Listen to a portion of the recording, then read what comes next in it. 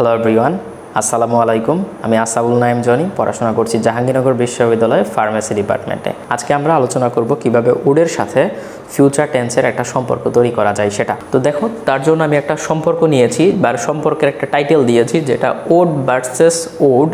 কিন্তু এটা তুমি এইভাবে বলতে পারো যে ওডের সাথে ফিউচার টেন্সের একটা রিলেট করা বা একটা সম্পর্ক তৈরি করা, সেটাও তুমি বলতে পারো। তো এখন আমরা এই জায়গাটাতে যেটা দেখবো যে হোয়াইট বোর্ডে তুমি অনেক কিছুই দেখতে পাচ্ছ, কিন্তু আপাতত দৃষ্টিতে অনেক কিছুই বুঝবা না। আমি একটু স্টেপে স্টেপে বোঝাচ্ছি, তার জন্য তোমার একটু সুবিধা হবে। এখানে অনেক কিছু দেওয়া আছে, এগুলো কিছু জানার দরকার নেই, আগেই জানার দরকার নেই, আমি একটু পরে বলছি। তো প্রথমে তো তুমি যদি কিছুই না বুঝো, তাহলে তুমি আমাকে একটু এনশিওর করো যে এখানে কয়টা তুমি বক্স দেখতে পাচ্ছ। এখানে আমি যেটা দেখতে পাচ্ছি তুমিও তাই দেখতে পাচ্ছ। তো আমি 3টা বক্স উপরে দেখতে পাচ্ছি, 1টা 2টা 3টা, আর নিচের ক্ষেত্রে আমি 2টা বক্স দেখতে পাচ্ছি। তো অ্যাকচুয়ালি এই 5টা বক্স আসলে কি মিনিং করছে আমি সেটা বোঝাচ্ছি। তো দেখো, আমি প্রথম যে বক্সটা লিখেছি সেটা হচ্ছে যে উইল প্লাস ভার্ব V1 অথবা উড প্লাস ভার্ব V1। তার মানে হচ্ছে যে অবলিক দিয়ে যেহেতু কথাটা লিখেছি যে আমি যে ক্ষেত্রে উইল প্লাস ভার্ব V1 ব্যবহার করব, আমি কিন্তু টাইটেলের নাম দিয়েছি ফিউচার ভার্সেস উড, মানে আমি ফিউচারের কথাও বলবো, সেই সাথে উডের কথাটাও বলবো। তো এখানে আমি যেটা বক্সে লিখিয়েছি সেটা হচ্ছে যে উইল প্লাস ভার্ব V1 এবং উড প্লাস ভার্ব V1 কথাটা একই, যেহেতু আমি অবলিক দ্বারা লিখেছি এই কথাটা আপাতত দৃষ্টিতে এক। কিন্তু আসলে আমরা সচরাচর গ্রামার পড়তে গিয়ে অনেক সময় মনে করি যে এটা দেখো, যে অনেক সময় মনে করি যে উইল শুধুমাত্র ব্যবহার করা হবে ফিউচার টেন্সের ক্ষেত্রে, আর ওড জিনিসটা ব্যবহার করা হবে পাস্ট টেন্সের ক্ষেত্রে। এটা বাংলাদেশের প্রেক্ষাপটেই হোক, এটা অনেক সময় মনে করা হয় যে ফিউচার টেন্সের ক্ষেত্রে শুধুমাত্র উইলের ব্যবহার হয় এবং পাস্ট টেন্সের ক্ষেত্রে শুধুমাত্র ওডের ব্যবহার হয়। এই দুইটা কথা আপাতত দৃষ্টিতে যদি কেউ মনে করে যে ভুল, তাহলে সে নিজেই একটা ভুলের মধ্য দিয়ে আছে। আমি তোমাকে বলি যে আমরা কিন্তু স্পোকেন প্র্যাকটিস করছি, আমরা কিন্তু গ্রামাটিক্যাল প্র্যাকটিস করছি না। তো আমি যদি বাংলাদেশের প্রেক্ষাপটে আসি, যে অনেক সময় এরকমভাবে বলবে তারা যে শুধুমাত্র ফিউচার টেন্সের ক্ষেত্রে উইল ব্যবহার করা হবে এবং পাস্ট টেন্সের ক্ষেত্রে শুধুমাত্র উড ব্যবহার করা হবে, মানে উডটা পাস্ট টেন্সের জন্য, উইলটা ফিউচার টেন্সের জন্য। কিন্তু আমি তোমাকে অবলিক দিয়ে বোঝানোর মানে কি? অবলিক দিয়ে বোঝানোর মানে কিন্তু হলো যে দুইটা জিনিস একই। তাহলে এখানে বাংলাদেশের প্রেক্ষাপটে এই জন্য বলতেছি কারণ আমাদের দেশে গ্রামার নিয়ে বেশি চর্চা হয়। গ্রামার নিয়ে আমি নিজেও এই চর্চার মধ্যে দিয়ে গিয়েছি, সুতরাং অন্যকে দোষ দিচ্ছি না, আমি নিজেও এর মধ্যে দিয়ে গিয়েছি। কিন্তু এই জিনিসটা একটু পরিবর্তন করা দরকার, মানে গ্রামারের উপর নির্ভরশীলতা থেকে আমাদের একটা মরিচা ধরে গেছে। স্পোকেনে আমরা বাইরের দেশে যাব, আইএলটিএস করব, জিআরই করছি, কিন্তু লাভ হচ্ছে না। তো এই ক্ষেত্রে স্পোকেনটা আসলে প্র্যাকটিস করার উদ্দেশ্য। কিন্তু দেখো, যে স্পোকেনটা প্র্যাকটিস করা মূলত আসলে কিভাবে শিখতে হয়, তোমাকে অনেকই বলবে যে মুভি দেখো, হাবিজাবি দেখো, অনেক কিছু দেখতে পারো, কোনো সমস্যা নাই, ওগুলো ইমপ্রুভ করে। আমি তোমাকে অবশ্যই দেখতে বলবো সেগুলা, কিন্তু সেই সাথে তুমি নিজে একটা প্র্যাকটিস করো। এবং গ্রামারের সাথে স্পোকেনের কতটুকু পার্থক্য, আমি গত ভিডিওতে বলেছিলাম যে স্পোকেনের সাথে গ্রামারের খুব একটা বেশি সম্পর্ক নাই, তবে যতটুকু সম্পর্ক আছে আমি বলবো যে 20% গ্রামারের সাথে স্পোকেনের একটা সম্পর্ক আছে। ওই 20%-এর ভিতরে যে দুইটা গ্রামার মোস্ট প্রবাবলি ইম্পর্ট্যান্ট, সেটা হচ্ছে একটা হচ্ছে ভয়েস আর একটা হচ্ছে টেন্স। এই দুইটা জিনিস যদি তুমি রিলেট করতে পারো স্পোকেনের সাথে, তাহলে আমি বলবো যে তুমি অবশ্যই স্পোকেন প্র্যাকটিস করতে পারবা অথবা ইংলিশে কথা বলতে পারবা। তো এখন আমি সেটাইতে ফিরে আসি যে এই কথাটা উইল সবসময় ফিউচারের ক্ষেত্রে ব্যবহার হয়, উড সবসময় পাস্টের ক্ষেত্রে ব্যবহার করা হয়। এটা আমরা প্রচলিত ধারণা, এই জিনিসটা আমরা জেনে আসছি, ছোটোকাল থেকে জেনে আসছি। কিন্তু আমি তোমাকে এই ভিডিওতে বলছি যে উইল প্লাস ভার্ব V1 যে কথা, উড প্লাস ভার্ব V1 একই কথা। আচ্ছা, আমি যদি ভার্ব কথাটা নাও বলি, এটা বলি যে উইল যে কথা, উড একই কথা। আসলেও অ্যাকচুয়ালি তাই। যদি তুমি এটা থিঙ্কিং করো যে উডটা আমি সবসময় পাস্টের ক্ষেত্রেই বসাবো, হ্যাঁ বসাইতে পারো। আমি কিন্তু তোমাকে একটু পরে এটা বিষয়টা ক্লিয়ার করে দেবো যে এখানেও একটা টার্মস এবং কন্ডিশন আছে। আমি তোমাকে এটাই একটু বলছি, তুমি যদি একটু ধৈর্য ধরো, জাস্ট এইটুকু বুঝো যে উইল প্লাস ভার্ব V1, অর্থাৎ যে উইল প্লাস ভার্ব V1 যে কথা, উড প্লাস ভার্ব V1 একই কথা। তো আমি যদি তোমাকে একটা উদাহরণ দিই তাহলে তুমি বুঝতে পারবা। তো দেখো, আমি এখানে দুইটা প্রসেসের কথা বলেছি, নিচের যে প্রসেসটার কথা লিখেছি এই প্রসেসটা আপাতত দৃষ্টিতে তুমি বাদ দাও বা ভুলে যাও। তো আমি এখানে বলেছি যে প্রসেস নাম্বার 1 অথবা এই উদাহরণটায় সে আমাদের সাথে সেখানে যাবে, তার মানে হচ্ছে দেখো, হি উইল গো দেয়ার উইথ আস। এই হি উইল গো দেয়ার উইথ আস এটা লিখলে যে অর্থটা আসবে সেটা হচ্ছে উপরেরটা, সে আমাদের সাথে সেখানে যাবে। আবার তুমি যদি বলো যে he would go there with আস, তবুও একই অর্থ আসবে, সে আমাদের সাথে সেখানে যাবে। তাহলে সমস্যাটা কোথায় হচ্ছে? সমস্যাটা কোথাওই না, সমস্যাটা তোমার থিঙ্কিংয়ে হচ্ছে। এই সমস্যাটা আমাদের বাংলাদেশের প্রেক্ষাপটেও হতে পারে। কিভাবে? দেখো যে আমাদের ওই যে বললাম যে গ্রামার প্র্যাকটিসটা করতে করতে করতে করতে আমরা মূল জিনিসটা হারিয়ে ফেলেছি। তো অনেক দেশেই তুমি দেখবা যারা যারা ইংলিশে কথা বলে, যে সমস্ত দেশের মানুষ ইংলিশে কথা বলে, ওই সমস্ত দেশের মানুষ বা কোনো একটা তুমি মুভি দেখলা বা তুমি কোনো একটা ইংলিশে স্পিচ শুনলা, সেখানে তুমি দেখতে পারবা যে তারা যখন ফিউচার জিনিসটা কথা বলতেছে বা তারা ফিউচার কোনো একটা বক্তৃতা দিচ্ছে যে সে এটা করবে, সে এটা যাবে, সে যাবে, এরকমভাবে ফিউচার জিনিস যখন সে বলবে তার কথায় কথায়, তখন তুমি দেখবা যে সে উইলও ব্যবহার করতেছে, আবার খানিক পরে দেখবা সে ওডও ব্যবহার করতেছে। তবে উইল এবং ওড তুমি যদি চাও যে এটার ভিতরে আসলে বেসিক পার্থক্যটা কি, বেসিক পার্থক্যটা আমি এই ভিডিওতে বলবো না, সেটা অন্য একটা ভিডিওতে বলে দেবো। আমি এটাও বলি যে উইল এবং ওডের সাথে বেসিক পার্থক্য আছে, সেই পার্থক্যটা তুমি স্পোকেনের ক্ষেত্রে অন্তত তুমি সেটাকে নেগলেক্ট করতে পারো। এই জন্য আমি বলতেছি যে স্পোকেন শেখার জন্য টুকটাক যে বিষয়গুলো আছে, যেটাকে আমরা গ্রামাটিক্যাল একদম রুলস, এখানে প্রিপোজিশন এটাই বসবে, ওইটাই বসবে, এটাই বসবে, তো এই যে ব্যাপারগুলো আছে, এই ব্যাপারগুলোকে তোমাকে একটু নেগলেক্ট করতে হবে যদি তুমি প্রাথমিকভাবে স্পোকেনটা শিখতে চাও। তো ফিরে আসি সেই কথায়, তুমি যদি এটা লেখো যে he will go there with আস, তোমার ফোনের গুগল ট্রান্সলেট আছে, এই গুগল ট্রান্সলেটে তুমি সার্চ দাও, তাহলে তুমি এই অর্থটাই পাবা, সে আমাদের সাথে সেখানে যাবে। আবার তুমি যদি এটাও বলো যে he would go there with আস, তাহলে সেটারও অর্থ হয় সে আমাদের সাথে যাবে। এত কিছু বলার একটা মাত্র উদ্দেশ্যই হচ্ছে তুমি আজ থেকে চিন্তা করবে ফিউচার টেন্সের ক্ষেত্রেই শুধুমাত্র উইল হবে না, ফিউচার টেন্সের ক্ষেত্রে উডও হতে পারে। তার মানে আমরা যেখানে উইল প্লাস ভার্বিয়ন ব্যবহার করতে পারি, সেখানে উড প্লাস ভার্বিয়ন একইভাবে ব্যবহার করা যায়। আমি এখানে একটা উদাহরণ দিয়ে দেখিয়েছি, বাকি উদাহরণগুলো তোমরা প্র্যাকটিস করবা। তাহলে দেখো যে সে আমাদের সাথে সেখানে যাবে, তাহলে আমরা এইটাও এইভাবে বলতে পারি, অথবা উড দিয়েও বলা যেতে পারে।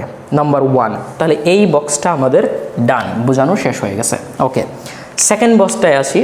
সেকেন্ড বক্সটা যাওয়ার আগে আমি থার্ড বক্সটাতে আসি। তো থার্ড বক্সটাতে যেটা লেখা আছে সেটা হচ্ছে যে উইল হ্যাভ প্লাস ভার্ব 3। এখানে ভার্ব 3 মানে হচ্ছে ভার্বের 3 নম্বর ফর্ম। এখানে এই উপরের 3টা বক্স, আমি নিচের 2টা বক্স এখনো আসি না, এটা নিয়ে পরে আলোচনা হবে। তুমি আপাতত 3টা বক্সের ক্ষেত্রে দেখো। প্রথমত এই বক্স নিয়ে আমাদের আলোচনা শেষ, এবার এই বক্সটা আলোচনা। তো দেখো যে এখানে যেটা বলা আছে সেটা হচ্ছে যে উইল হ্যাভ প্লাস ভার্ব 3, সেটা হচ্ছে ভার্বের 3 নম্বর ফর্ম।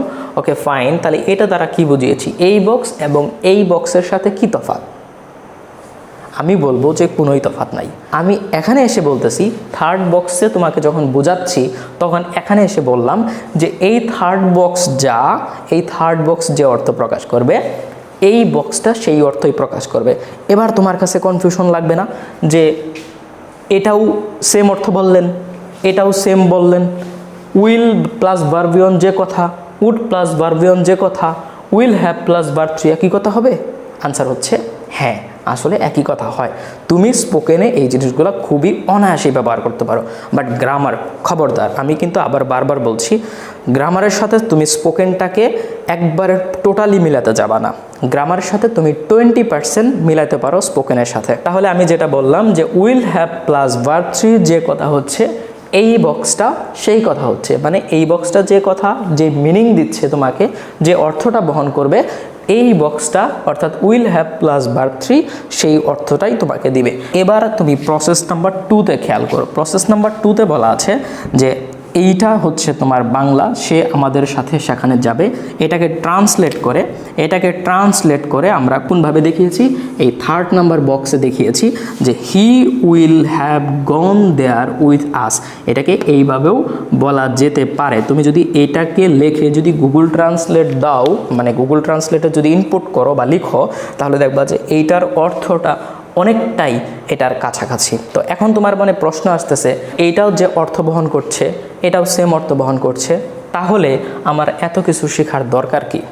আসলে অনেক কিছু শেখার দরকার আছে, আবার অনেক কিছু শেখার দরকার নাই। তবে এই ভিডিওতে আমি তোমাকে যেটা বলতে চাচ্ছি, যেখানে এই বক্স 1-এর ভিতরে যেটা আছে যে ফিউচার টেন্সের ক্ষেত্রে উইল, আমি কিন্তু এটা টোটাল বিষয়টা ফিউচার টেন্সের ক্ষেত্রেই বোঝাচ্ছি, এখনও কিন্তু পাস্ট টেন্সের ক্ষেত্রে বা ওইদিকে যাইনি, আমি টোটাল বিষয়টা ফিউচার টেন্সেই আছি।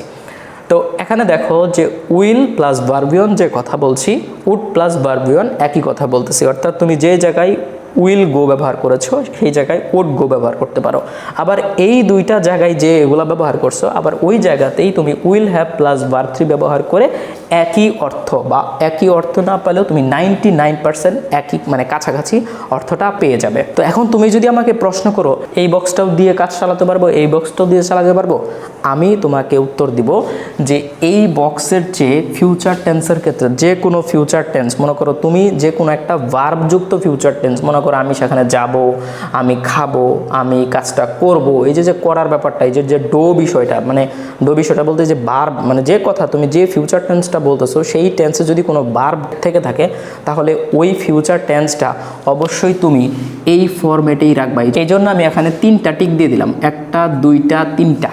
তার মানে হচ্ছে মোস্ট প্রবাবলি তুমি যখনই ফিউচারের ক্ষেত্রে বলবা বা ফিউচার টেন্স বলবা তুমি সবসময় এই ফরম্যাটটা ইউজ করবা। এটা হচ্ছে আমার সাজেস্ট, তুমি সবসময় এই ফরম্যাটটা ইউজ করতে চাইবা বা করবা, এটা হচ্ছে আমার সাজেস্ট। এই ফরম্যাটটা যদি তোমার কখনো ভালো না লাগে তারপরে এই ফরম্যাটটাও ইউজ করতে পারো, তবে আমি সাজেস্ট করব যে এই ফরম্যাটটা ইউজ করতে ফিউচার টেন্সের ক্ষেত্রে। যে কোনো ফিউচার টেন্সের ক্ষেত্রে তুমি এই জিনিসটাই ব্যবহার করবা। যে কোনো ফিউচার টেন্সের ক্ষেত্রে তুমি will have plus verb three দিয়ে চালাবা। এখন আমি যদি তোমাকে বলি যে সে খেলবে, তাহলে সেই ক্ষেত্রে হি উইল হ্যাভ প্লেড, তাহলে এইটাও বলতে পারো, অথবা হি উইল প্লে, এটাও বলতে পারো, এটা আমি যদি মুছাই দেই, অথবা হি উড প্লে, এটাও বলতে পারো।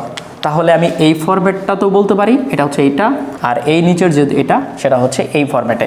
তাহলে আমি তোমাকে যেটা বলতেছি সেটা হচ্ছে এই ফরম্যাটটাতে সবচেয়ে বেশি অ্যাপ্রোপ্রিয়েট, সবচেয়ে বেশি ভালো, এটা হচ্ছে আমার সাজেস্ট। কারণ দেখবা যে এই ভিডিওতে যদি না বলি জিনিসটা, পরবর্তীতে কোনো একটা ভিডিওতে দেখবা যে এটার সাথে রিলেট করতে পারবা না। এই জন্য আমি বলছি যে ফিউচার টেন্সের ক্ষেত্রে সবসময় এই ফরম্যাটটা ব্যবহার করবা। যে কোনো ফিউচার টেন্স, তোমার ফিউচার টেন্স বা তুমি সেন্টেন্স যেটা বলতেছো, যখন তুমি স্পোকেন বলতেছো, প্র্যাকটিস করছো বা কথা বলছো ফিউচার টেন্স বা ফিউচার কোনো বাক্য নিয়ে, তখন তুমি যদি ওই তোমার কথা বলাতে যদি ভার্ব থাকে তাহলে সেই ক্ষেত্রে যে কোনো ভার্বের সাথে তুমি এই ফরম্যাটটা ব্যবহার করবা। তার মানে will have plus verb three, তাহলে এটা হয়ে গেল তোমার কি ফিউচার টেন্স। তারপরে তুমি ব্যবহার করতে পারো আমি সেকেন্ড যে সাজেস্টটা করবো যে এটা হচ্ছে সর্বোচ্চ চয়েস, ফার্স্ট চয়েস, এটা তুমি ব্যবহার করতে পারো। যদি এটা ভালো না লাগে তাহলে তুমি এটা করতে পারো, উইল প্লাস ভার্ব অন অথবা উড প্লাস ভার্ব অন, তাহলে ফিউচার টেন্সের কাহিনী খতম। তো এখানে একটা জিনিস দেখো যে মাঝখানের যে বক্সটা আছে এই বক্সটা নিয়ে কিন্তু এখন আলোচনা করা হয়নি, এই দুইটা আমাদের আলোচনা শেষ। আমি মোস্ট প্রবাবলি তোমাকে বলছি এটাই যে ফিউচার টেন্সের ক্ষেত্রে এটা ব্যবহার করবা, এটা হচ্ছে আমার সাজেশন যে এটাই সবসময় ফিউচার টেন্সের ক্ষেত্রে ব্যবহার করতে পারবা। এবং তারপরে যে সেকেন্ড চয়েসটা তুমি করতে পারো সেটা হচ্ছে যে উইল প্লাস ভার্ব অন অথবা উড প্লাস ভার্ব অন, এটাও তুমি ব্যবহার করতে পারবো। এই তিনটা জিনিসের সেম অর্থই আসবে, বাট আমি তোমাকে সাজেস্ট করছি হচ্ছে এটা। এবার তুমি বলতে পারো যে এই ফরম্যাটটা আমরা কখন ইউজ করব। দেখো স্পোকেন ইংলিশের ক্ষেত্রে আমরা কখনো এরকম বলি না, মানে এটার যদি মানে হয় যে আমি যদি এই সেন্টেন্সটা লিখি যে হি উইল বি প্লেইং, এটার অ্যাকচুয়াল মানে কি দাঁড়ায়, এটা তুমি যদি গ্রামাটিক্যাল একদম বাংলা অর্থ খুঁটে খুঁটে যদি ধরো তাহলে এটার মানে দাঁড়ায় যে সে খেলতে থাকবে। কিন্তু আসলে তুমি একটু জিনিস চিন্তা করো যে গুগল ট্রান্সলেটে যদি তুমি এটাকে ইনপুট করো, লিখো, তাহলে সেটা অর্থ সেটা কখনোই এরকম আসবে না যে সে খেলতে থাকবে, বরং আসবে সে খেলবে। তাহলে বিষয়টা কি বুঝলে?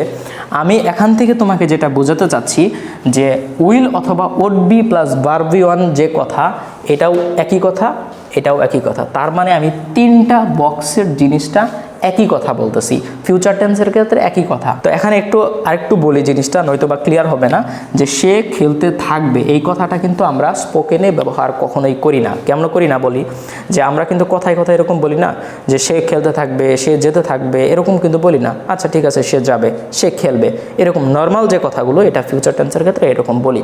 সচরাচর আমরা কিন্তু বলি না যে সে খেলতে থাকবে, সে যেতে থাকবে, সে কাজটা করতে থাকবে।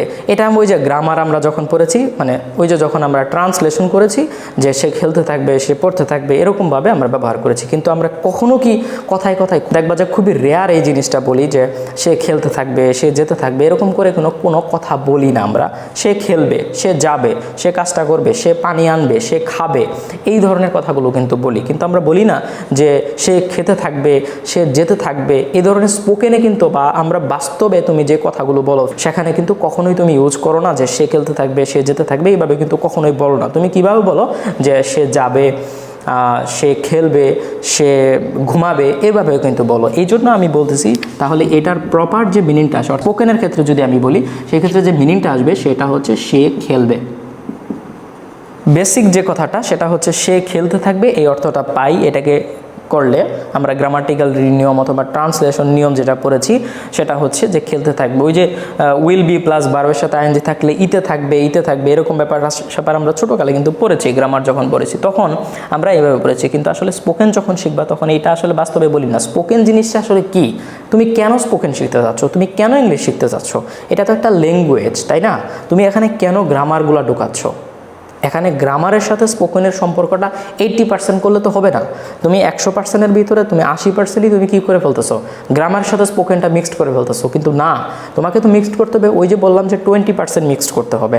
20% গ্রামারের সাথে স্পোকেনটাকে রিলেট করলেই তাহলেই তুমি স্পোকেনটা বুঝতে পারবা। তুমি যদি শুধুমাত্র ওই গ্রামারেই ডুবে থাকো তাহলে কখনোই স্পোকেন শিখতে পারবা না। এখন দেখো যে আমি বললাম যে হি উইল বি প্লেয়িং, সে খেলতে থাকবে। হি উইল বি প্লেয়িং, সে খেলতে থাকবে, এই কথাটা আসলে সচরাচর বলি না আমরা। বাস্তবে এই কথাটা বলি না কারণেই আমরা এই ফরম্যাটটা ব্যবহার করব যে হি উইল বি প্লেয়িং, তার মানে হচ্ছে সে খেলবে। এটা তুমি গুগল ট্রান্সলেটও এটা লিখতে পারো যে এই কথাটাই আসবে। তাহলে সব কিছু যদি বুঝে ফেলি, অ্যাকচুয়ালি এটার মিনিংটা আসে এইভাবে, he will be he will be playing, সে খেলতে থাকবে। হি উইল বি গোয়িং, সে যেতে থাকবে। হি উইল বি ব্রিঙিং, সে আনতে থাকবে। হি উইল বি ইটিং, সে খেতে থাকবে। এই ধরনের কথাগুলো আমরা বাস্তবে ইউজ করি না, যার জন্য এই ফরম্যাট থেকে এই ফরম্যাটটাই বলা ভালো, কারণ আমরা বাস্তবে এই ফরম্যাটগুলো ব্যবহার করি। তাহলে আজ থেকে যদি এটা মনে হয় যে তোমার উড অথবা উইল বি প্লাস ভার্বের সাথে আইএনজি, এটা তুমি সবসময় এই ফরম্যাটে ব্যবহার করবা, এটা অবশ্যই ঠিক আছে, এটা কিন্তু ভুল না। আমি কিন্তু বলতেছি না যে এটা ভুল, কিন্তু আমরা বাস্তবে এই ধরনের কথাগুলো বলি না যে সে খেতে থাকবে, সে যেতে থাকবে, সে ঘুমাতে থাকবে, এইভাবে কথাগুলো বলি না। আমরা শুদ্ধ করে বলি যে সে ঘুমাবে, সে খেলবে, সে যাবে, এইভাবে কিন্তু আমরা আঞ্চলিক সুরে না বলে শুদ্ধ করে বলি। তো এটা তো অনেকটা আঞ্চলিক সুরে হয়ে যায় যে সে খেলতে থাকবে, সে যেতে থাকবে। এটা আসলে কি ধরনের এই ধরনের সেন্টেন্সটা আমরা শুদ্ধ ভাষায় কখনোই ব্যবহার করি না। সেই ইতে থাকবে এই ধরনের জিনিসগুলো আমরা আগে থেকে ব্যবহার করে আসছি। এই ফরম্যাটের বাংলাটাই হবে এটা, নট এটা। এটা হয়, এটার অ্যাকচুয়াল মিনিং হচ্ছে এটাই আসে, কিন্তু আমরা এটা সচরাচর ব্যবহার করি না, যার জন্য এটা ব্যবহার করবো আজকের পর থেকে। তাহলে যদি আজকের পর থেকে এটাই ব্যবহার করি, তাহলে সে খেলবে, এটাই যদি বলো, মানে এটার অর্থ যদি এটাই আসে, সে খেলবে, তাহলে সে খেলবেকে আরেকভাবে বলা যায় হি উইল হ্যাভ প্লেড, অথবা এভাবে বলা যায় হি উড প্লে, অথবা এভাবে বলা যায় হি উইল প্লে। তাহলে তো কথাগুলো একই আসতেছে। এই জন্য আমি এখানে অবলিক দিতে পারি, একটা বড় করে অবলিক দিলাম, তার মানে হচ্ছে এই বক্স যা কথা, এই বক্স সেই কথা। আবার এখানে একটা বড় করে অবলিক দিলাম, তাহলে এই বক্স যে কথা, এই বক্সটা একই কথা। এবার তুমি আমার কথা বুঝতেছো কিনা, যে উপরের 3টা বক্সের ভিতরে আমি 3টা বক্সই ফিউচার টেন্সের ক্ষেত্রে ব্যবহার করতে পারবো। এখন আমাদের চুজ করার পালা যে আমি কোনটা সবচেয়ে বেশি ব্যবহার করব। যদি আমি বলে দিই, আমি বলে দেবো। আমি যদি বলে দিই তাহলে ফার্স্টে আমি বলে দিয়েছি যে উইল হ্যাভ প্লাস ভার্ব 3, এটা আমরা সবসময় ব্যবহার করব ফিউচার টেন্সের ক্ষেত্রে, এটা আমার সাজেস্ট থাকবে। তারপরে তুমি যদি এটা ভালোই না লাগে তাহলে তুমি এই ক্ষেত্রে ব্যবহার করতে পারো। এটাই হচ্ছে রিটেন স্কিল। রিটেন স্কিল আসলে বলতে কি বোঝায়, দেখো তুমি যে মনে করো যে একটা জিনিস, একটা স্টোরি লিখতেছো, এই স্টোরিতে তুমি একটা ফিউচার টেন্সের কথাটা বলতেছো। এটা আমি যদি মুছাই দিই, যে একটা স্টোরিতে তুমি ফিউচারের জিনিস বলতেছো যে রহিম রিটার্ন অ্যাট হোম, সে বাড়িতে, মানে রহিম বাড়িতে ফিরেছিল, অ্যান্ড দেন এটা তুমি বলতেছো।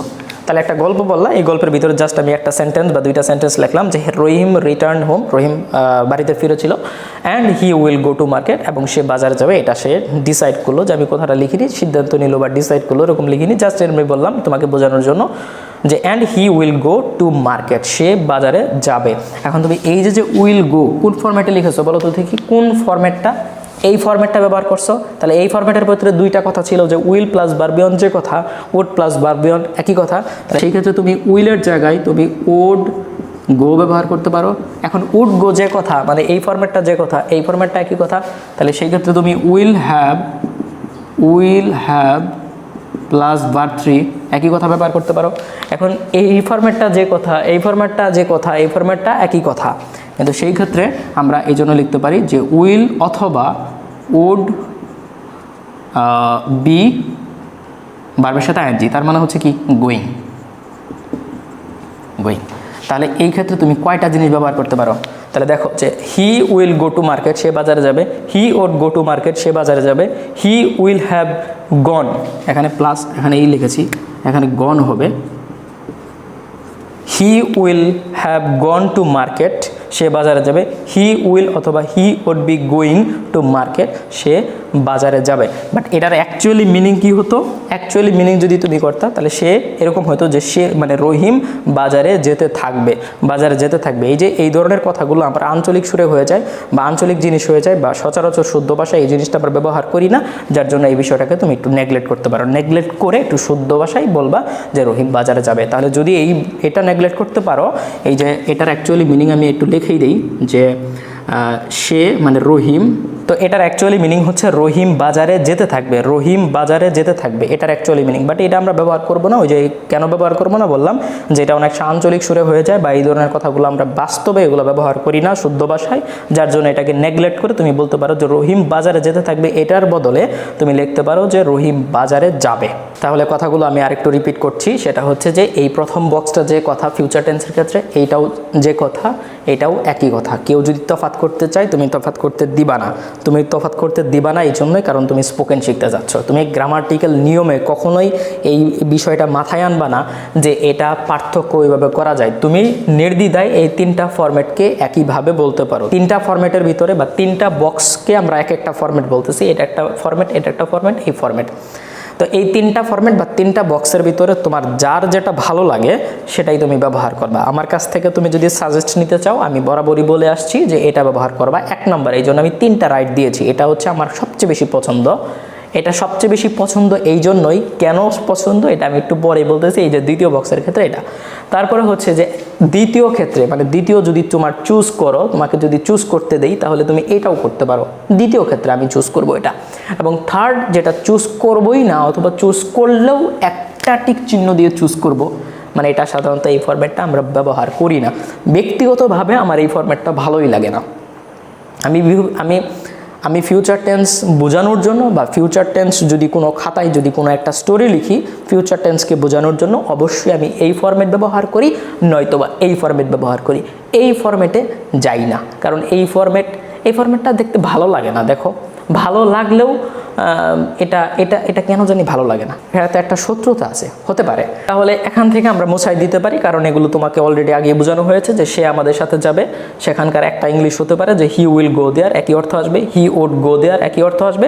আবার এই 3 নম্বর ফরম্যাটটা তুমি ব্যবহার করছো উইল হ্যাভ প্লাস ভার্ব 3। এই যে দেখো উইল হ্যাভ গন মানে ভার্ব 3, এখানে এটা মুছে গেছে যে will have gone there with us, মানে সে আমাদের সাথে সেখানে যাবে, এই একই অর্থ আসে। 3টা ইংলিশের একই বাংলা আসবে, এই জন্য আমরা এটা বুঝিয়েছি। ওকে, তো এতক্ষণ আমরা যেটা বুঝলাম সেটা হচ্ছে টেন্স নিয়ে। এবার আমাকে একটু ভয়েস নিয়েও আলোচনা করতে হবে, কারণ আমরা বলেছি যে তুমি যদি স্পোকেনের সাথে গ্রামারটাকে রিলেট করতে চাও, যদি তুমি গ্রামারটাকে 100% গ্রামারের সাথে যদি স্পোকেন মিলাইতে চাও, 100% গ্রামারের সাথে যদি তুমি স্পোকেন মিলাইতে চাও, যেটা হচ্ছে গ্রামার, এটা হচ্ছে স্পোকেন, এই 100% গ্রামারের সাথে স্পোকেন মিলাইতে চাও, 100%ই আমি বলতে পারতেছি তুমি কখনোই স্পোকেন শিখতে পারবা না। এইটা আমার যত ভিডিও দেখবা, আমি যত ভিডিও করাবো সব সময় আমার একই ডায়লগ দেখবা যে আমি তোমাকে কখনোই সাজেস্ট করব না গ্রামারটাকে 100% শিখতে। কারণ তুমি বিসিএস দিবা বা যে কোনো কিছু দিবা, সেখানে তুমি গ্রামার পড়তে পারো ওই পরীক্ষাটা উত্তীর্ণ হওয়ার জন্য। বাট স্পোকেন শিখতে হলে তোমাকে প্র্যাকটিক্যাল হতে হবে। ওই গ্রামাটিক্যাল নিয়ম মুখস্থ বিদ্যা করে কোনোই লাভ হবে না। তাহলে আমি এটা কেন বললাম, বুঝ আসছে? ওকে, বুঝ যদি থাকে তাহলে ভালো। তো আরেকটা বিষয় হচ্ছে যে এই ধরনের ভিডিওগুলো দেখার সাথে সাথে তুমি প্রচুর পরিমাণে ইংলিশ মুভি দেখবা। তো আমি মুভি দেখাটাকে তোমাকে বাধা দিচ্ছি না, কারণ মুভি অবশ্যই দেখবা, তবে ইংলিশ মুভিটা যখন তুমি স্পোকেন শিখতেছো তখন তুমি ইংলিশ মুভিটা তুমি যদি দেখো তাহলে তোমার আপডেট হতে পারে। আর সেই ক্ষেত্রে তুমি ইংলিশ যে স্পিচগুলো আছে, বিভিন্ন ধরনের যে ইংলিশের যে বক্তৃতাগুলো ইউটিউবে পাওয়া যায় বা দেখা যায়, সেখানে তুমি সেগুলো গিয়ে দেখতে পারো, একটু শুনতে পারো, দেখে এটার সাথে মিলানোর চেষ্টা করবা। এই পুরো ভিডিওটা দেখে তুমি মিলানোর চেষ্টা করবা যে কি কি পড়ালাম আর এটার সাথে কি কি, মানে এখান থেকে কি কি শিখলাম আর কি কি শিখে আমি ওই স্পিচের সাথে কিভাবে রিলেট করতে পারি। সবচেয়ে বড় একটা মাধ্যম ভালো হতে পারে সেটা যদি ডেইলি নিউজ পেপার তুমি যদি পড়ো, মানে ডেইলি স্টার যদি তুমি পড়তে পারো, তাহলে আমি বলবো যে এটা সবচেয়ে বেশি উপকার দেবে। ইন ডিটেলস তুমি যত বেশি ইংলিশ নিউজ পেপার পড়বা তখন বাস্তবিক সম্পর্কে তোমার সবচেয়ে বেশি ধারণা হবে। এবার সবচেয়ে মজার বিষয়টা দেখো, আমি তোমাকে 1 নাম্বার এখানে বেশি, অর্থাৎ এটাকেই বেশি চুজ করতে বলছিলাম কেন। তো এই ভিডিওটাতে তোমার টেন্স শেখার পাশাপাশি অবশ্যই তোমাকে ভয়েস জিনিসটা সম্পর্কেও আলোচনা করে নিতে হবে। তো আমি আশা করি তুমি ভয়েস জিনিসটা জানো। তবে আমি একটা কথা বলি যে ভয়েসটা সাধারণত কয় প্রকার? 2 প্রকার। একটা হচ্ছে অ্যাক্টিভ ভয়েস, আরেকটা হচ্ছে প্যাসিভ ভয়েস। আরেকটা হচ্ছে প্যাসিভ ভয়েস। একটা হচ্ছে অ্যাক্টিভ ভয়েস, আরেকটা হচ্ছে প্যাসিভ ভয়েস। অ্যাক্টিভ বলতে কর্তা যখন নিজে কাজ করবে, একদম নিজে, মানে যে কাজ করবে সে যদি নিজেই কাজ করে তাহলে সেটা অ্যাক্টিভ। আর যদি সে কাজ না করে অন্য কাউকে দিয়ে করায় অথবা ব্যাপারটা ঘুরায় যদি হয় তাহলে সেটা হয়ে যাবে প্যাসিভ। যেমন আমি তোমাকে একটা উদাহরণ দিই যে আমি তোমাকে পড়াচ্ছি, আমি তোমাদের পড়াচ্ছি, এটা যদি বলি তাহলে পড়ানোর কাজটা কে করতেছে? আমি করতেছি। তাহলে এই সেন্টেন্সটা যে বললাম, এই বাক্যটা যে বললাম যে আমি তোমাদের পড়াচ্ছি, পড়ানোর কাজটা আমি করতেছি, যার জন্য এখানে আমি কর্তা।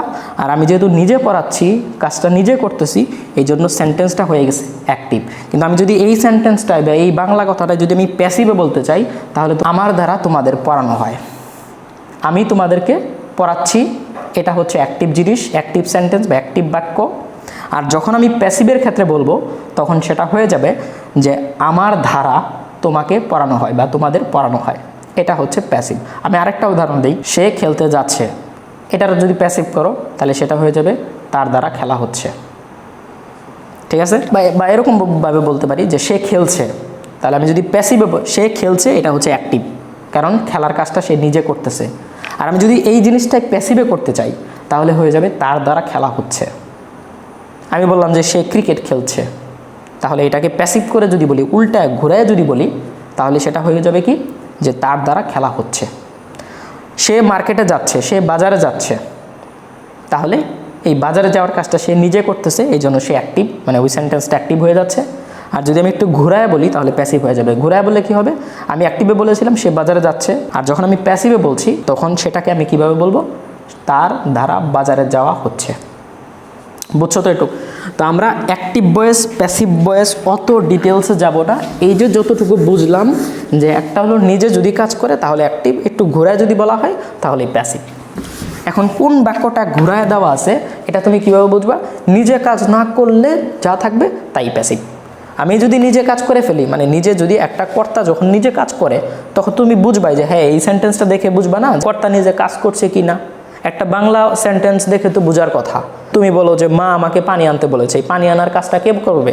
তুমি তো করবা। তাহলে আমরা অ্যাক্টিভ এবং প্যাসিভ জিনিসটা অত বেশি ইন ডিটেলসে না আলোচনা করে আমার যতটুকু লাগে এটা।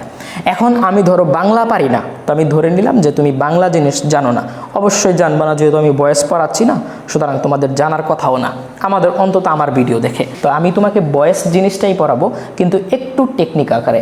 আমার ভিডিওগুলো সবসময় তুমি টেকনিক আকারেই পাবা, কোনো ওই ট্রেডিশনাল যে নিয়মগুলো এগুলো একটাও পাবা না তুমি। এর আগে আমি একটা শুটের ভিডিও করেছি, সেটা চাইলে দেখে আসতে পারো। তো এবার দেখো যে প্রথম তিনটা বক্সের ক্ষেত্রে আমাদের আলোচনা শেষ।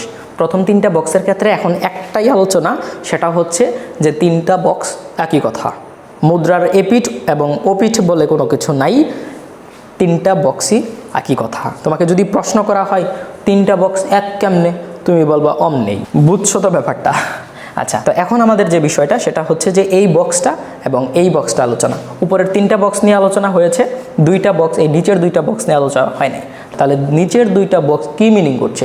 নিচের দুইটা বক্স মিনিং করছে দেখো যে এখানে আমি বলেছি যে এই যে ছোট হাতের এখানে পি দিয়ে বোঝাচ্ছি, এখানে পি, এটার অ্যারো চিহ্নটা হচ্ছে মানে এই বক্সটার প্যাসিভটা হচ্ছে এই বক্স, এই বক্সটার প্যাসিভটা হচ্ছে এই বক্স। আমি যখন বলবো, আমি যখন এই বক্সটা, এই যে এই বক্সটা দিয়ে আমি একটা সেন্টেন্স তৈরি করতেছি, হ্যাঁ, যেমন করিম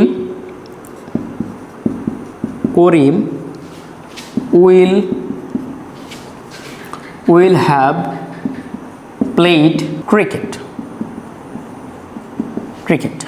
তো এখন খেয়াল করো যে উইল হ্যাভ প্লেড তার মানে হচ্ছে কি, এটা অ্যাক্টিভ আছে না প্যাসিভ আছে? তোমার বাংলা জানার দরকার আছে, কিন্তু যদিও আমি একটু আগে বাংলা দ্বারা বুঝিয়েছি, কিন্তু আমি 100% বলতেছি যে তোমার বাংলা কিছু জানার দরকার নাই, ওটা এমনি বোঝানোর সুবিধার্থে জাস্ট বুঝিয়েছিলাম। কিন্তু এখানে আমি তোমাকে এমন একটা টেকনিক দেখাচ্ছি যেটা বাংলা দেখা দরকার নাই, তুমি স্ট্রাকচার দেখেই বুঝতে পারবা যে এটা হচ্ছে অ্যাক্টিভ, এটা হচ্ছে প্যাসিভ।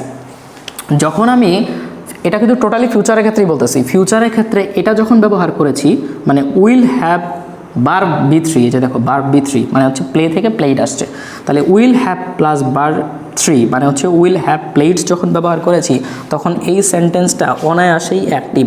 কেন অ্যাক্টিভ? কর্তা নিজে কাজ করছে, অবশ্যই কর্তা নিজে কাজ করছে, তোমার অত কিছু জানার দরকারই নাই করিম নিজে কাজ করতেছে কিনা, তুমি এই ফরম্যাটটা ব্যবহার করছো, সুতরাং অবশ্যই অ্যাক্টিভ হতে বাধ্য। কারণ আমি বলেই দিছি এই যে উপরের যে তিনটা জিনিস, উপরের যে তিনটা বক্স, এটা সবাই অ্যাক্টিভের ক্ষেত্রে, সবাই অ্যাক্টিভের ক্ষেত্রে, উপরের তিনটা বক্স অ্যাক্টিভের ক্ষেত্রে, ফিউচারের জন্য উপরের তিনটা বক্স অ্যাক্টিভের ক্ষেত্রে, নিচের দুইটা বক্স প্যাসিভের ক্ষেত্রে। তাহলে এটা যদি অ্যাক্টিভ হয়, এটার প্যাসিভ হচ্ছে এটা। তাহলে এখন দেখো যে Karim will have played cricket, তাহলে উইল হ্যাভ প্লেড ক্রিকেট এটা কি অ্যাক্টিভ ফরম্যাটে আছে নাকি প্যাসিভ ফরম্যাটে? অ্যাক্টিভ ফরম্যাট হচ্ছে এটা, উইল হ্যাভ বি3। আমি যদি বলি যে করিম উইল, এই যে এই ফরম্যাটটা দেখো, উইল হ্যাভ বিন প্লাস বি3, প্লাস বি3 বলতে কি, প্লাস বি3 বলতে এখানে প্লে ভার্ব আছে, তার মানে হচ্ছে played cricket, CRICKET, played cricket. তাহলে দেখো তো দেখি, এখানে সেম জিনিসটা লিখেছি উইল হ্যাভ বিন প্লেড, তাহলে এটা কোন ফরম্যাটে আছে এবং এটা কোন ফরম্যাটে আছে? এই ফরম্যাট যেটা আছে সেটা হচ্ছে উপরের ফরম্যাটে। উপরের ফরম্যাটটা কি? অ্যাক্টিভ ফরম্যাটে। আমি বলছি যে উপরের তিনটা বক্সই অ্যাক্টিভ ফরম্যাটে আছে, তাহলে এই বক্সটা হচ্ছে উপরের যে এই বক্সটা অ্যাক্টিভ ফরম্যাটে, এই বক্সটা প্যাসিভ ফরম্যাটে, কারণ নিচের দুইটা বক্স হচ্ছে প্যাসিভ ফরম্যাটে।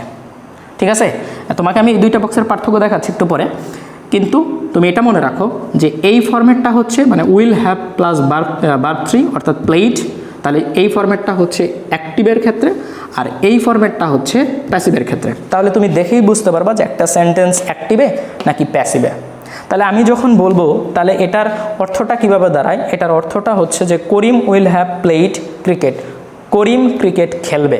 আর যখন আমি এই ধরনের জিনিস ব্যবহার করব যে করিম উইল হ্যাভ অর্থাৎ এই ফরম্যাটটা ব্যবহার করব, এটা হচ্ছে Karim will have been played cricket. তার মানে হচ্ছে যে করিমের দ্বারা, যদিও এখানে বাই করিম এরকম কিছুই লেখি নাই, এটার মানে হচ্ছে করিমের দ্বারা ক্রিকেট খেলা হবে। আরেকটা জিনিস তোমাকে ভুল জিনিস বলে দেই যে প্যাসিভ সেন্টেন্স হলেই যে সবসময় বাই থাকতে হবে সেন্টেন্সের ভিতরে, এরকম কোনো কথা নাই, এরকম কোনো কথা নাই। তুমি এমন একটা স্ট্রাকচার দেখবা যেটা অ্যাক্টিভের মতো হচ্ছে, এমন একটা কথা আছে যেটা অ্যাক্টিভের মতো হচ্ছে কিন্তু ওইটা আসলে প্যাসিভ।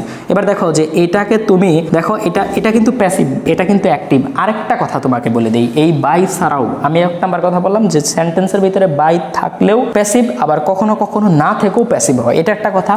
দ্বিতীয় যে কথাটা, এটা যদি এক নাম্বার কথা হয়, দ্বিতীয় যে কথাটা সেটা হচ্ছে একটা সেন্টেন্স আমি কিভাবে দেখে বুঝবো যে এটা প্যাসিভ, অত কিছু দেখা দরকার নাই। তোমার একটা জিনিস দেখতে হবে, সেটা হচ্ছে বি অথবা বিনের পরে যদি বারটা 3 নাম্বার ফর্ম থাকে, বি অথবা বিনের পরে বারটা যদি 3 নাম্বার ফর্ম থাকে, তাহলেই আমি ওই সেন্টেন্সটাকে বলতে পারবো অবশ্যই প্যাসিভ সেন্টেন্স বা প্যাসিভ ভয়েস। তাহলে দেখো এই দুইটা ফরম্যাটের ভিতরে বি আছে, বিন আছে, নাই। তাহলে দেখো তো দেখি নিচের স্ট্রাকচারের ক্ষেত্রে বি অথবা বিন আছে না? বি অথবা বিনের দুইটার ভিতরে যে কোনো একটা, এবং তারপরে অবশ্যই কথাটা বলতেছি, তারপরে অবশ্যই ভার্ব 3 থাকবে। যদি থাকে তাহলে সেটা হবে প্যাসিভ। তাহলে দেখো তো দেখি, এই যে বিন আছে, বিনের পরে ভার্ব 3, তাহলে এই সেন্টেন্সটা প্যাসিভ, এই সেন্টেন্সটা প্যাসিভ। বুঝতে পারছো? তাহলে আমি ওই যে বাংলা কথাটা যেভাবে বলছিলাম, Karim will have played cricket, Karim cricket খেলবে। আর আমি যখন বলবো যে Karim will have been played cricket, তার মানে করিমের ক্রিকেট খেলা হবে। ঠিক আছে, ওই যে ঘুরায় বলছি, আগে নিজে কাজ করছিল, এবার একটু ঘুরায় বললাম কথাটা, করিম নিজে কাজ করছিল, করিম নিজে ক্রিকেট খেলছিল, আর এবার আমি একটু ঘুরায় বললাম যে করিমের ক্রিকেট খেলা হবে। তাহলে মোট কথা হচ্ছে যে এটা হচ্ছে অ্যাক্টিভ, ফিউচারের ক্ষেত্রে অ্যাক্টিভ, এটার প্যাসিভই হচ্ছে এটা। তোমার অত স্ট্রাকচার অত গ্রামার জানার কোনো দরকার নাই। আমি আরেকটা উদাহরণ দিই, they will have brought, BROUGHT, brought water. এটার মানে কি? তারা পানি আনবে, তারা পানি আনবে, পানি আনার কাজটা কে করতেছে? তারা করতেছে, সুতরাং এটা অ্যাক্টিভ। বাংলা অর্থ দেখে এটা জাস্ট আমি বুঝে ফেললাম। এবার আমি যদি এই ফরম্যাটটা লিখি, এই ফরম্যাট হিসাবে আমি লিখেছি যে উইল হ্যাভ বার 3, এই দেখো উইল হ্যাভ বার 3 মানে হচ্ছে ব্রিংয়ের 3 নম্বর ফর্ম হচ্ছে ব্রট। তাহলে আমি যদি এইভাবে লিখি, অর্থাৎ এই ফরম্যাট অনুযায়ী, যেহেতু এটা অ্যাক্টিভ ফরম্যাট, এই অ্যাক্টিভের প্যাসিভ ফরম্যাট হচ্ছে এটা। তাহলে দে উইল হ্যাভের পরে কি আছে? বিন আছে, বিন ব্রট ওয়াটার,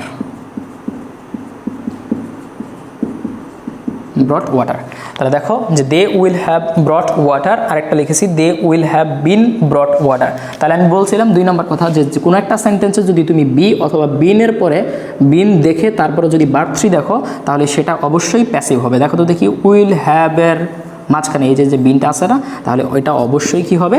প্যাসিভ হবে। এবার তুমি যত বাংলা, যত ফিউচার ক্ষেত্রে তুমি যদি প্যাসিভ কথাটা বলো, প্যাসিভ কথাটা কীভাবে বলবা? ধরো যে সে বাজারে যাবে, তুমি বললা, প্যাসিভের ক্ষেত্রে বলা হয়ে গেল। কিন্তু যদি এখানে প্যাসিভ বলতে চাও, তাহলে তুমি বলবা যে তার বাজারে যাওয়া হবে। তার মানে হচ্ছে হি বাজারে যায়, সে বাজারে যায়, হি will have gone to market, এভাবে লিখলাম। আর তাহলে এটাকে যদি তুমি প্যাসিভ করতে চাও, তাহলে হি, এই যে ডট ডট দিয়ে বোঝালাম, তাহলে হি উইল হ্যাভ, জাস্ট বিন লাগাই দিবা, এই জায়গাটাতে তোমার বিন চলে আসবে, যে he will have been gone to market. তাহলে আমি তোমাকে আবার আরেকটু রিপিট করে দিচ্ছি, যে আমি যখন ব্যবহার করবো যে উইল হ্যাভ প্লাস বার 3, তখন সেটা ফিউচারের জন্য অ্যাক্টিভ। আর যখন আমি প্যাসিভ করব, তখন জাস্ট মাঝখানে বিন লাগাই দিব। দেখো উইল আছে, বিন হ্যাভ আছে, জাস্ট বিন লাগাই দিছে। আর বার 3 এখানেও আছে, জাস্ট বিন লাগাই দিছি।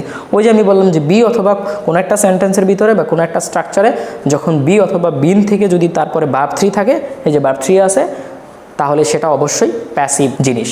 তাহলে এইটার অ্যাক্টিভে ব্যবহার করবা, এটা প্যাসিভে ব্যবহার করবা।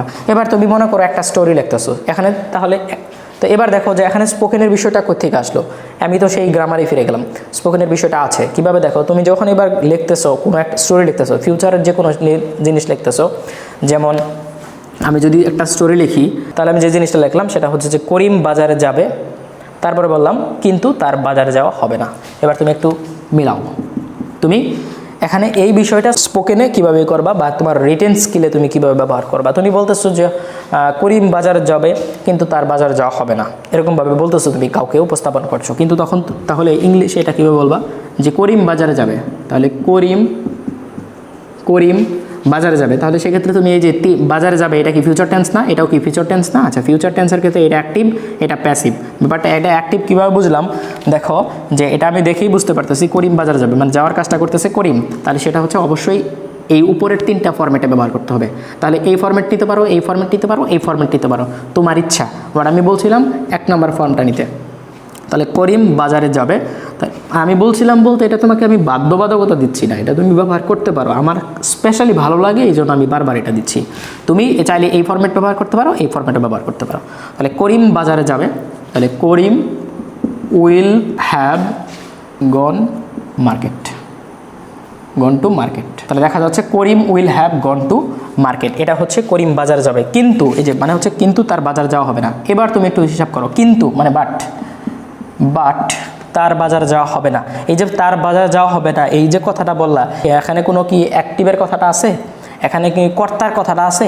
এই যে তাহলে কি এটাকে আমি অ্যাক্টিভ বলবো না, এটাকে আমি কি বলবো? প্যাসিভ বলবো। হ্যাঁ, অ্যাক্টিভ বলতে পারতাম, কিভাবে থাকতো? যদি এভাবে থাকতো তার বাজারে যাওয়া হবে না, এটার বদলে যদি থাকতো যে সে বাজারে যাবে না, তার বাজারে যাওয়া হবে না, যদি অ্যাক্টিভ হইতো তাহলে আমি এভাবে বলতাম সে বাজারে যাবে না। এখানে সে বাজারে যাবে, এখানে সে বাজারে যাবে না, অ্যাক্টিভ যদি হইতো এটা, কিন্তু দেখো আমি দেখেই বুঝতে পারতেছি তার কোনো কাজের এখানে ইনভলভ হয় নাই, তার বাজারে যাওয়া হবে না। আমি বলছি ঘুরায়া, একটু ঘুরায়া, তার বাজারে যাওয়া হবে না। তাহলে বাট হি, তার বাজারে যাওয়া হবে না, এটা যেহেতু একটা প্যাসিভ জিনিস, তাহলে আমি এই ফরম্যাটটা ব্যবহার করতে পারবো। কখনো এই ফরম্যাট ব্যবহার করবো না, কারণ এটা প্যাসিভ জিনিস। প্যাসিভের জন্য এই ধরনের ফরম্যাট, মানে নিচের দুইটা ফরম্যাট আমি এইটা হচ্ছে প্যাসিভের জন্য রাখছি, আর উপরের তিনটা ফরম্যাটটা হচ্ছে অ্যাক্টিভের জন্য, আর টোটাল বিষয়টা কার জন্য? ফিউচারের জন্য। তাহলে দেখো যে Karim will have gone to market, Karim বাজারে যাবে, কিন্তু তার বাজারে যাওয়া হবে না। But he will have been gone to market. আচ্ছা, তাহলে এবার দেখো যে but he will have been gone to market, তাহলে এই ফরম্যাটটা লিখতে পারি। বাট যেহেতু এটা একটা নেগেটিভ সেন্টেন্স, সুতরাং এখানে নট লাগাই দেবা, এছাড়া আর কিছু না। মানে নেগেটিভ হলে নট, অ্যাসার্টিভ হলে বা অ্যাফার্মেটিভ হলে তাহলে সেটা নট ছাড়া বা নো ছাড়া এরকম জিনিস হচ্ছে। তাহলে যেহেতু এখানে না আছে, তাহলে উইল হ্যাভ নট, এই যে উইল হ্যাভের পরে নট লাগাই দাও, তাহলে হচ্ছে will have not been gone to market.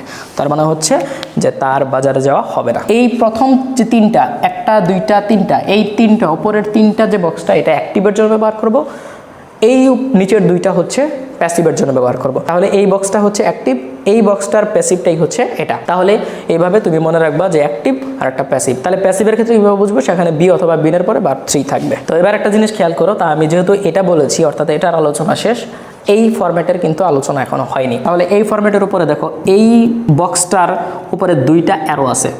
এখন দুইটা অ্যারোটা এখান থেকে দাগ দিয়েছি, আরেকটা অ্যারোটা এই বক্স থেকে আসছে। কিছু একটা আছে এখানে, প্রথমেই বলি কিছু একটা আছে। কিছু একটা আছে বলতে আমি এইটা সাইডে লিখেছি, দেখো পি, পি মানে হচ্ছে প্যাসিভ, এখানেও লিখেছি পি মানে হচ্ছে প্যাসিভ।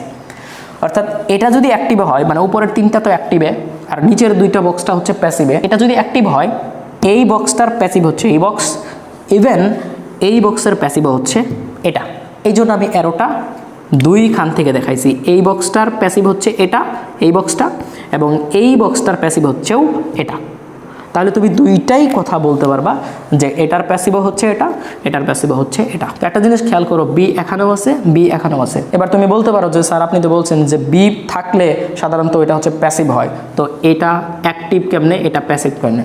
আমি কিন্তু এটা বলি না, আমি বলেছি যে বি অথবা বিনের পরে অবশ্যই ভার্ব 3 থাকতে হবে, না থাকলে হবে না ওইটা প্যাসিভ। তাহলে দেখো যে এই বি এর পরে কি বারবার আইএনজি আছে, তাহলে এই বি এর পরে ভার্ব 3 আছে, তাহলে কোনটা প্যাসিভ হবে তুমিই বলো?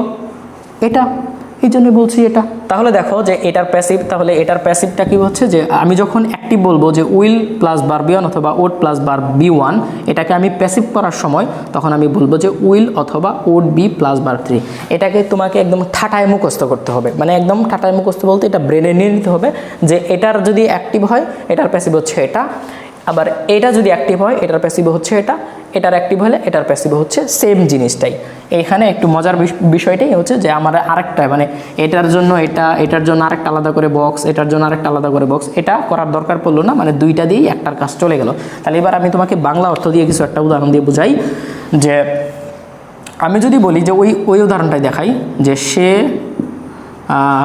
সে পানি আনবে, সে পানি আনবে, তাহলে তুমি কি বলতে পারো যে উইল প্লাস ভার্বিয়ন যে কথা, উড প্লাস ভার্বিয়ন একই কথা, সেই ক্ষেত্রে তুমি বলতে পারো যে হি উইল ব্রিং ওয়াটার, অথবা উইল প্লাস ভার্বিয়ন না লিখে তুমি বলতে পারো যে উড ব্রিং, মানে উইল না লিখে উড লেখলা যেহেতু সেম কথাটাই, তাহলে এটা। তাহলে উইল ব্রিং ওয়াটার মানে হি উইল ব্রিং ওয়াটার, সে পানি আনবে। আবার তুমি বললা যে হি উড ব্রিং ওয়াটার, সে পানি আনবে, তাহলে দুইটা একই কথা হচ্ছে। এবার তুমি এটা যে দুইটা সেন্টেন্স ইউজ করলা, এটা অবশ্যই অ্যাক্টিভের ক্ষেত্রে। কিভাবে বুঝলাম? দেখো এই সেন্টেন্সে কোনো বি অথবা বিনের পরে ভার্ব 3 নাই, আছে? নাই। এটাকে যদি প্যাসিভ করতে চাও তাহলে প্যাসিভের ফরম্যাটটা কি হবে? এই যে এই ফরম্যাটটা তুমি অ্যাক্টিভ ব্যবহার করছো, এটার প্যাসিভ যদি করতে চাও তাহলে এই যে তোমার কাছে সুন্দর করে উপস্থাপন করা আছে যে তুমি যদি অ্যাক্টিভের প্যাসিভ ব্যবহার করতে চাও তাহলে উইল অথবা ওডের পরে বি লিখে ভার্ব 3 করতে হবে। তাহলে এখানে থেকে যদি তুমি প্যাসিভ করতে চাও তাহলে উইলের পরে বি লিখে এই যে ব্রিংয়ের জায়গায় ব্রট হবে, BROUGHT, অথবা তুমি যদি এটাকে করতে চাও তাহলে ওড বি প্লাস ভার্ব 3 বলতে হচ্ছে যে ব্রট, BROUGHT। তাহলে আমি বারবার বলতেছি যে এই ফরম্যাটটা হচ্ছে অ্যাক্টিভ, এই ফরম্যাটটাও অ্যাক্টিভ, এই ফরম্যাটটাও অ্যাক্টিভ। এই ফরম্যাটের প্যাসিভ হচ্ছে নিচেরগুলা, তাহলে এটার জন্য এটা প্যাসিভ, এটার জন্য এটাও প্যাসিভ, এটার জন্য এটা প্যাসিভ, বুঝতেছো? তাহলে সে পানি আনবে, হি উইল ব্রিং ওয়াটার এভাবে লেখা যায়, হি উড ব্রিং ওয়াটার এটা এভাবে লেখা যায়। এটা হচ্ছে অ্যাক্টিভ। কীভাবে বুঝলাম? কারণ সেন্টেন্সে কোনো বি অথবা বিনের শেষে ভার্ব থ্রি নাই। আর এটা কীভাবে বুঝলাম? দেখো, will be plus verb three, তার মানে হচ্ছে ওই সেন্টেন্সে বি থেকে তারপরে ভার্ব থ্রি আছে, বা বি যেটাই থাকুক, এখানে বিন থেকে ভার্ব থ্রি থাকলে ওইটাও প্যাসিভ, এখানে বি থাকবে। এই জন্য আমরা বলতে পারি যে বি থেকে ভার্ব থ্রি যদি থাকে তাহলে সেটা হবে প্যাসিভ। তাহলে এবার তোমার একটু রিটেন স্কিলের পরীক্ষাটা হয়ে যাবে। তুমি বাসায় বসে তোমাকে আমি একটা কাজ দিলাম, সেটা হচ্ছে যে ফিউচার টেন্সের তুমি আজ থেকে একটা গল্প লিখবা, শুধুমাত্র সেই গল্পে প্রত্যেকটা বাক্যই ফিউচার টেন্স নিয়ে হবে। সেখানে ফিউচার টেন্স নিয়ে তাহলে তফাৎটা কি হবে? তফাৎটা হবে একবার অ্যাক্টিভে করবা, একবার প্যাসিভে করবা, ভীতিটা কিন্তু দূর হয়ে যাবে। এবং এটাই দেখবা যে সাধারণত বিসিএস অথবা বিভিন্ন ধরনের যে বড় বড় পরীক্ষা আছে যেখানে রিটেন স্কিল নেওয়া হয়, অথবা আইএলসে তুমি যদি রিটেন লেখো তাহলে সেই ক্ষেত্রে, অথবা জিআরইতে তুমি যদি রিটেন লেখো তাহলে সেই ক্ষেত্রে এই ধরনের স্কিলগুলো কিন্তু শো করতে হবে। এবং এই স্কিলটা তুমি যদি দেখাতে পারো একবার, তাহলে ইনশাল্লাহ অনেক ভালো করতে পারবা। আর রিটেন স্কিলটা তুমি যদি এভাবেই প্র্যাকটিস করো তাহলে ইনশাল্লাহ অনেক কিছু ভালো হবে। তো আমি আবার রিপিট করতে চাচ্ছি না, বাট তবুও করছি যে এই তিনটা ফরম্যাটটা হচ্ছে অ্যাক্টিভের জন্য, আর এই নিচের দুইটা ফরম্যাট হচ্ছে প্যাসিভের জন্য, আর এই টোটাল ফরম্যাটটা হচ্ছে, এই টোটাল হোয়াইট বোর্ডে যা দেখতে পাচ্ছ এখন, এটা হচ্ছে ফিউচারের জন্য। তাহলে এটার অ্যাক্টিভ যদি হয় তাহলে এটার প্যাসিভ হচ্ছে এটা। তাহলে তুমি এইভাবে বানাবা, যে কোনো প্যাসিভ সেন্টেন্স তুমি এবার জানো যে কর্তা যখন নিজে কাজ করবে না তখনই প্যাসিভ, আর যখন নিজে কাজ করবে তখনই অ্যাক্টিভ। আর আমি অ্যাক্টিভ এবং প্যাসিভ ইংলিশ বাক্য কীভাবে দেখব বা চিনব, সেটা হচ্ছে যে কোনো একটা সেন্টেন্সে বি অথবা বিন থেকে যদি প্লাস ভার্ব থ্রি থাকে, মানে ওইটার পরে ভার্ব তিন নাম্বার ফর্ম থাকে, তাহলে ওইটা হবে প্যাসিভ, না থাকলে অ্যাক্টিভ। এই যে দেখো, এই তিনটা উপরের তিনটা ফরম্যাটে একটাও বি অথবা বিন থেকে ভার্ব থ্রি নাই। এটা এখানে তো নাই, বি অথবা বিন নাই, এখানে একটা ছিল তাও কিন্তু ভার্বের সাথে আইএনজি, ভার্ব থ্রি না কিন্তু। সুতরাং এটা আমি বুঝতেই পারি যে এই তিনটা ফরম্যাটটা হচ্ছে অ্যাক্টিভ, এই নিচের দুই ফরম্যাটটা হচ্ছে প্যাসিভ। সুতরাং আজ থেকে আমার মনে হয় যে ফিউচার টেন্স নিয়ে আর কোনো তোমাদের ঝামেলা থাকবে না। তো তোমাকে আমি একটা জিনিস ইনফর্ম করি, আমি যখন নেক্সট টাইমে যখন এর পরের ভিডিওটা আসবে তখন উড নিয়ে ভিডিওটা আসবে, ওড। তো আসলে এখানে বলা যেতে পারে যে ওডের বিষয়টা আমরা দেখেছি যে ওড ব্যবহার করা হয় সব সময় ক্ষেত্রে পাস্ট টেন্সের ক্ষেত্রে, এটা আমরা প্রচলিত নিয়ম। বাট এখানে আমরা দেখলাম যে ওডটা ফিউচারের ক্ষেত্রেও ব্যবহার করা যায়। বাট ওডটা এটাও বলতেছি আমি তখন বলেছিলাম, হয়তোবা যদি না বলে থাকি তাহলে হয়তোবা ভুলে গিয়েছি, বাট এটা এখন বলতেছি যে ওডটা কিন্তু পাস্ট টেন্সেও ব্যবহার করা যায়, মানে প্রচলিত যে নিয়মটা আছে সেটাওতেও ব্যবহার করা যায়। তবে সেখানে শুধুমাত্র ওড ব্যবহার করা যাবে না, মানে ওডের সাথে কিছু একটা থাকবে, ওডের সাথে কিছু একটা থাকবে থেকে তারপরে ওইটা পাস্ট টেন্স ব্যবহার করা ভালো। আর তাহলে শুধুমাত্র যদি ওড, মানে ওডের সাথে ডান পাশে আর কিচ্ছু নাই বলতে বারটার বইটা আমার অন্য ফর্মে আছে, আমি অন্য একটা ভিডিওতে দেখাবো, ওইটা একটু লং টাইমে ভিডিও হবে, যার জন্য এই ভিডিওটাই অনেক বড় হয়ে যাচ্ছে। এই জন্য আমি আর এখানে আর বলবো না যে ওড জিনিসটা ফিউচারেও যেভাবে ইউজ করা যায় পাস্টেও ইউজ করা যায়, তবে পাস্টে ইউজ করলে এখানে ডান পাশে কিছু একটা আছে, এটা আমি পরের ভিডিওতে দেখাবো। তাহলে আজকের ক্লাস থেকে তোমরা একটু হলেও উপকৃত হবা ইনশাল্লাহ। তো নেক্সট ক্লাস দেখার আমন্ত্রণ রইল। তো আজকের ক্লাস এই পর্যন্তই, আল্লাহ হাফেজ।